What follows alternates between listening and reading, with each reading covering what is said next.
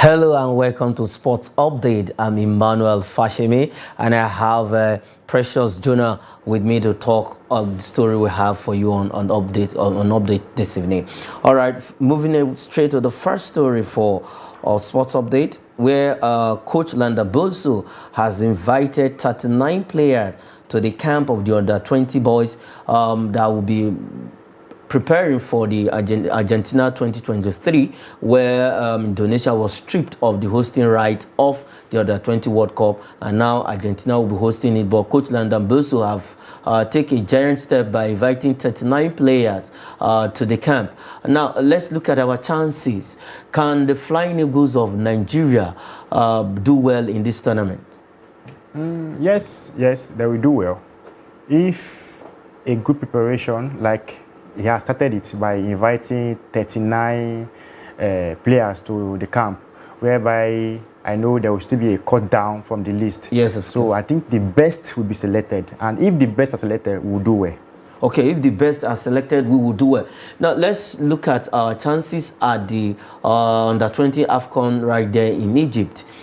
Before the under-20 AFCON, we went to the WAFU B championship where we won gold, where we lifted the trophy in Niger, and then we went to the AFCON, hoping that we were going to be able to win the eighth title of that event, because we are the highest winner of the under-20 Nations Cup with seven titles to our name.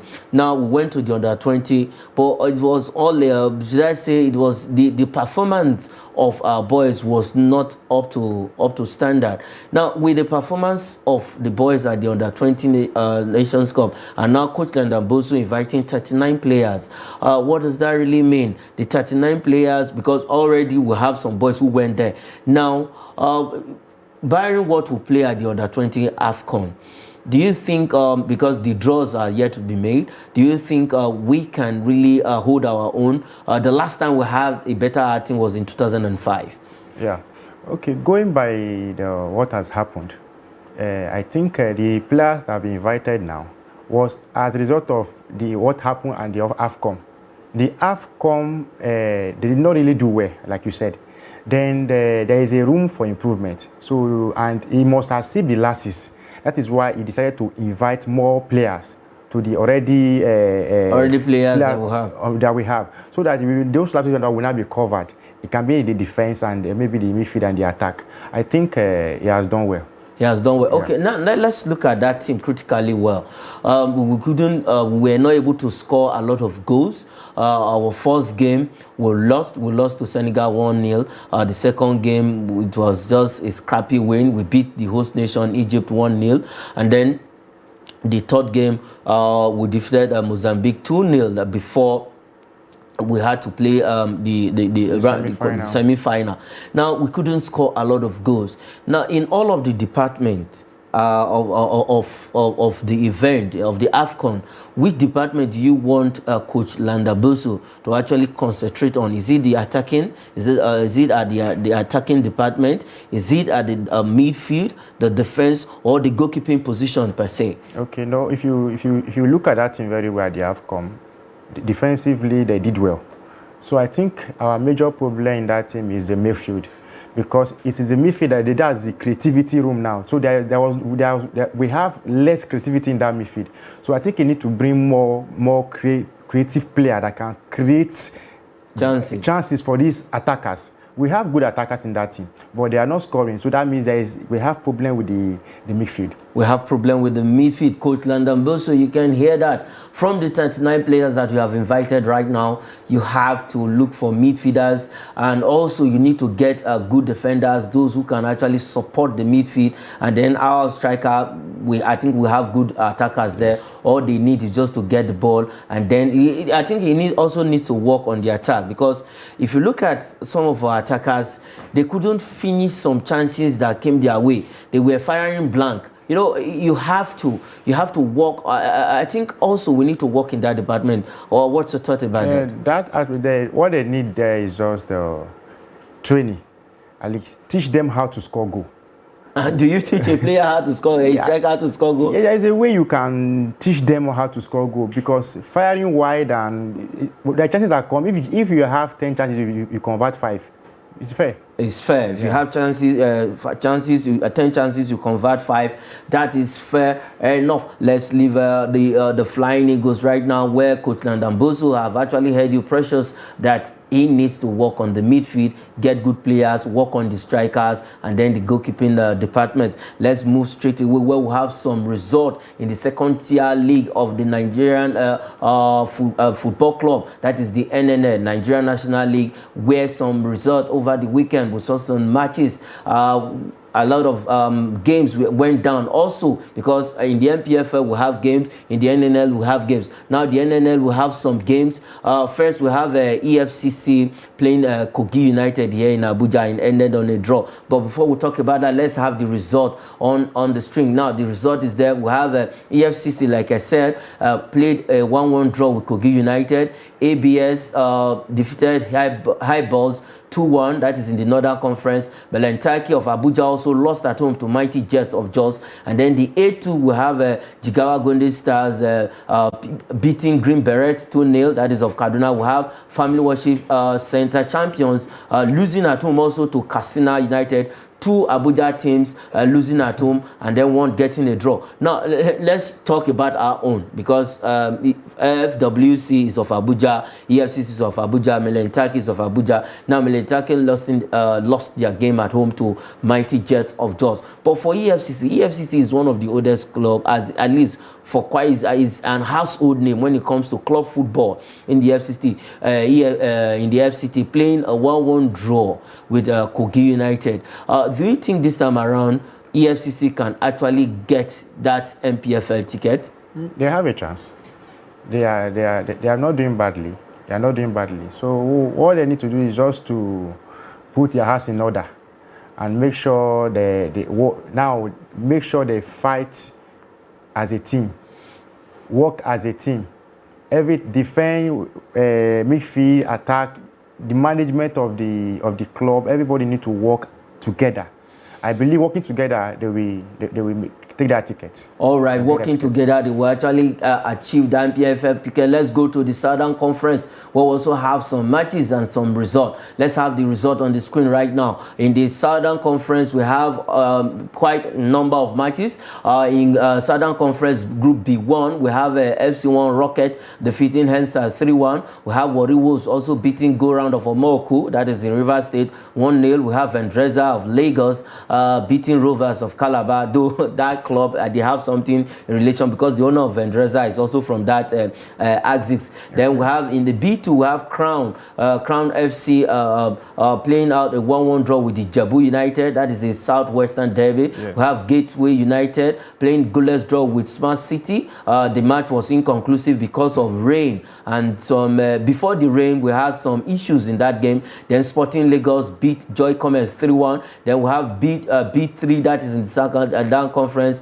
FC Ebede 0, and then Abeokuta Stormers SC beating FC Ebede 2-0 at home. And then we'll have Ekiti United who beat Ikorodu City 2-1. And then in the B4 we have Ibom Youth also lost at home to Edel FC 1-0. Sino Shaw of Enugu beat Abia Commerce 1-0, and then Heartland with a very big heart, they struggled to win that Giant Brillas 3-2. Those are some of the results from the Southern Conference. And then okay, quickly let's talk about Heartland against Giant Brillas 3-2 ended. That match was actually a lot of scenes happened in that game, but at the end Heartland was able to beat Giant Brillas 3-2.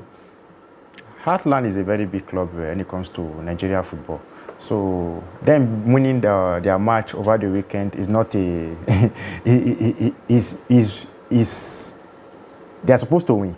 Okay, it's expected because it's expected to win. They were playing in the MPFL before they got relegated. So I expect them to even score more than 3 goals. More than 3 goals. Why consider 2 goals? And they've started well in the NNL. We just wish Heartland were to come back to the MPFL, to come and be rubbing shoulder with the big boys. Let's leave Heartland, let's leave NNL right about now and head straight to League One, where matches actually went down in League One. For PSG, the table topper pass. They were able to get the better side of Lens. 3-1 it ended. But before we talk about that, let's have the table. Let's have the League One table. Let's see how they are standing on the league table. Now on the number 1 position there we have a PSG with 31 games played and then 43 goal difference with 72 points. We have Lens that they defeated, also played 31 games, 26 goal difference and then 63 points. Marseille in the 3rd position with 30 games played, 25 goal difference, 61 points.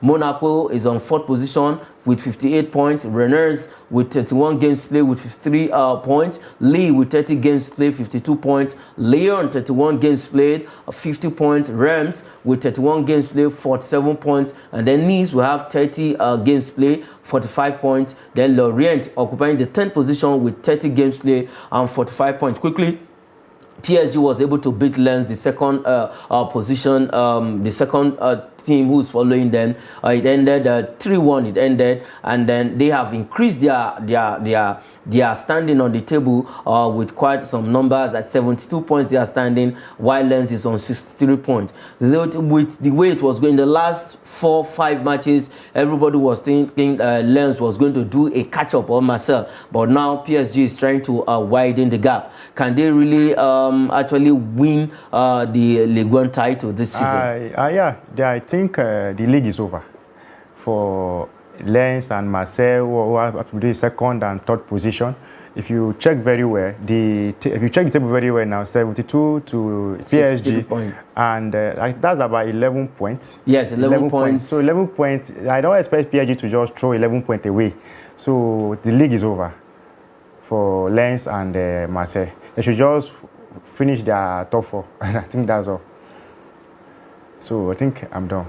Okay. All right. That is some of. Let's have the second part of the table. The second part of the table. Can we have the second part of the table now? Now, from 11th position, we have Clement on 40 points, Toulouse on 38 points, Montpellier on 37 points, Nantes is on 31 points, Auxerre is on 29 points, that is on 15th position, Brest on 16th position with 28 points, and then Strasbourg occupying 17th position with 26 points, and then we have Troyes occupying the 18th position, 21 points. Ajaccio Ajaccio is on 19th position with 21 points, and then Angers occupying the last. I think there is a mix up there, occupying the last position.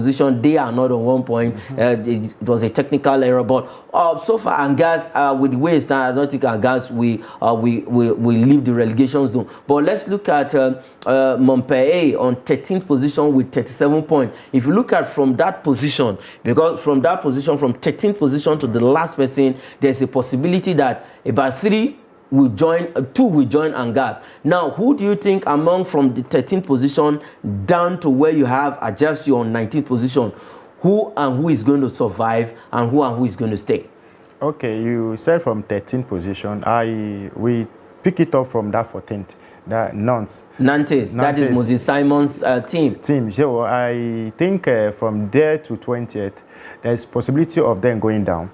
But looking at the table very well, if you check this table very well now, Angers is going down, is already down, and Strasbourg is a big team. I think they can survive it. So the 2 things I will pick from this table now, I think the one on the 16th, Brest and Ajaccio will join Angers. Ajaccio will join Angers. Okay, let's leave Ligue 1 and head straight to La Liga, where Barcelona also dropped points. But it was looking good that Barcelona was going to run away with the league, but they have also drawn points by playing a goalless draw over the weekend with Getafe. It ended on a goalless draw. Now let's have the table. Let's see how they are standing after draw against Getafe. Now they are on 73 points. Madrid following with 62 points, and then Atletico Madrid on the 3rd position with 60 points. Then we have Real Sociedad with 51 points, occupying the 4th position. Real Betis on the 5th position with 48 points. Villarreal on the 6th position with 47 points. Athletic Bilbao occupying the 7th position with 43 points. Rayo Vallecano with 40 points on the 8th position. Girona is on the 9th position with 38 points. And then Osasuna occupying the 10th position with 38 points also, but they have -5. to their -5 of goal difference. That is why they are on 10th. If not, they and Girona are on the same point. But let's quickly look at the first two on the table, Barcelona, Real Madrid. Now, can Real Madrid do a catch-up? They are still in the Champions League, but though they drop points by playing a goalless draw with Getafe, is now 62 to 73 points. Is there any miracle that Madrid can actually catch up with Barcelona and then win the La Liga title this season? La Liga title this season for Barcelona is a title to lose for Barcelona, because this is the only competition they have right now.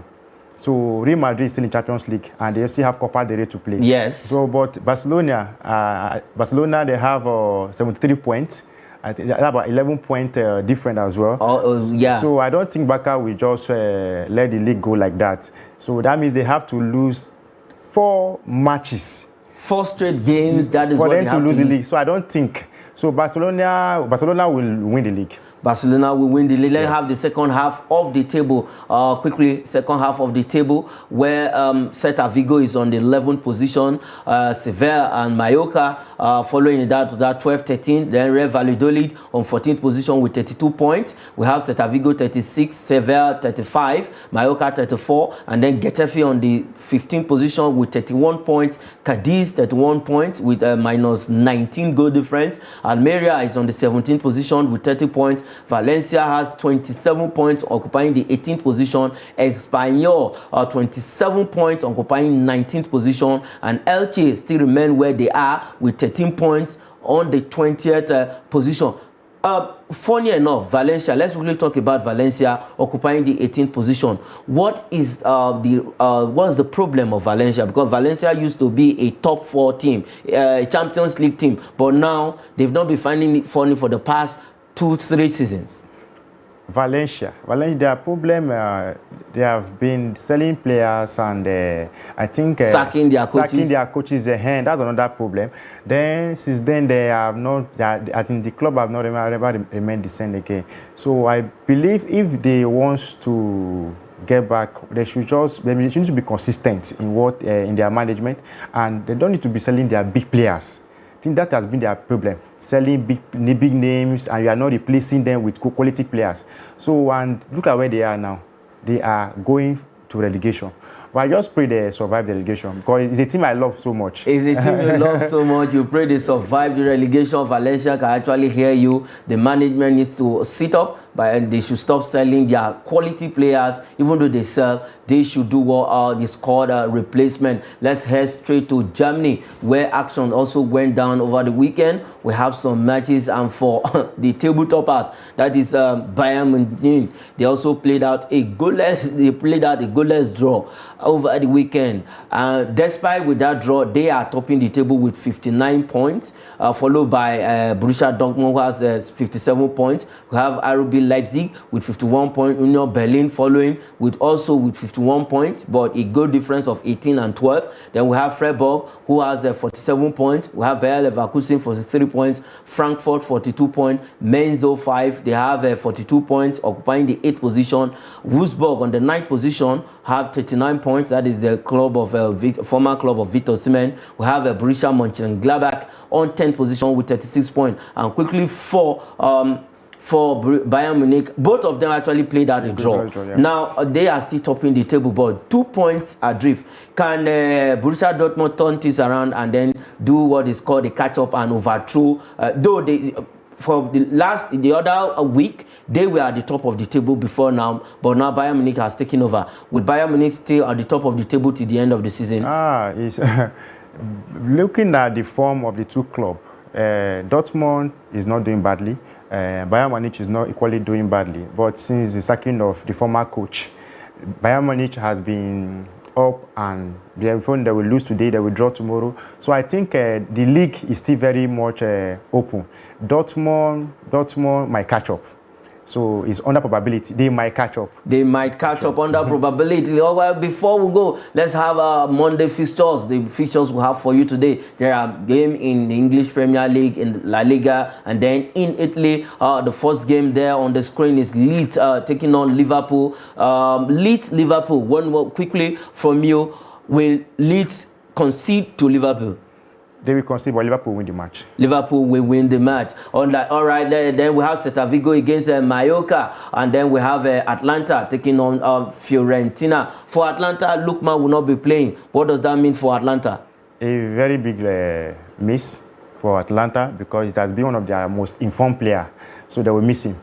They will miss him. That is how far we can go on the show, our sports update. I've have Precious Jonah with me. Precious, thanks for coming on the show. It's my pleasure. All right, I'm Emmanuel Fashimi.